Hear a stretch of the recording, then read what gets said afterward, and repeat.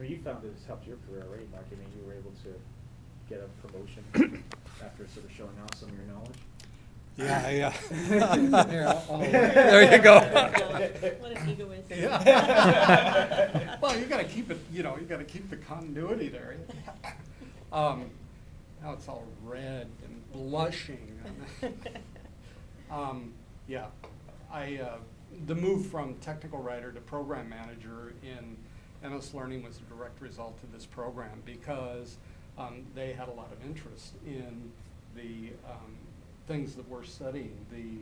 I was able to go and start talking intelligently about social production, how it works, some theories about monetizing social production, ways to get at that, and they're real interested in that in MS Learning. So.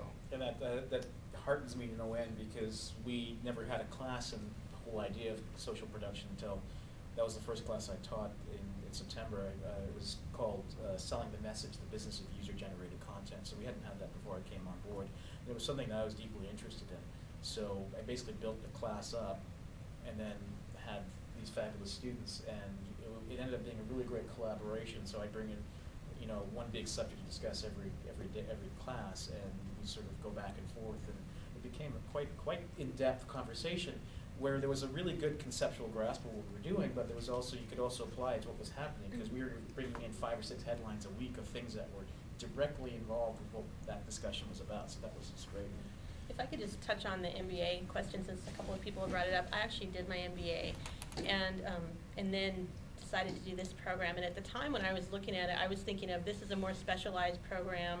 It's not as general as an MBA, and I have a broad business background already, and so I'm definitely glad I'm doing this program. But what I'm really finding as a Microsoft person, looking internally, is every job description says MBA preferred but not required. They're never required. It's never a sticking point. But I'm able to bring specific content and topics I'm learning in this program to informationals and talk to things like that, and that's impressing people, saying I took 2 accounting classes and a finance class and an econ class. They could care less. So, it's letters that matter to some people and not to others. It's nice to have. I'm glad I did it. But I think that from a job hunting perspective, this is having bigger impact right now, and it's because this is so timely as well. I mean, everybody and their dog's got an MBA, So My dog has an yeah. Wow.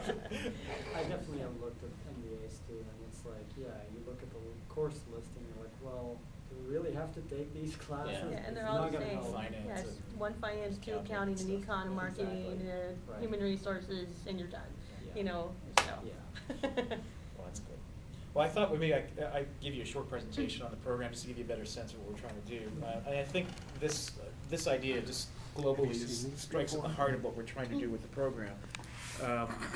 This is, you may know, the first law of technology, that we invariably overestimate the short-term impact of new technologies while underestimating their longer-term effects. And I think there's a real danger right now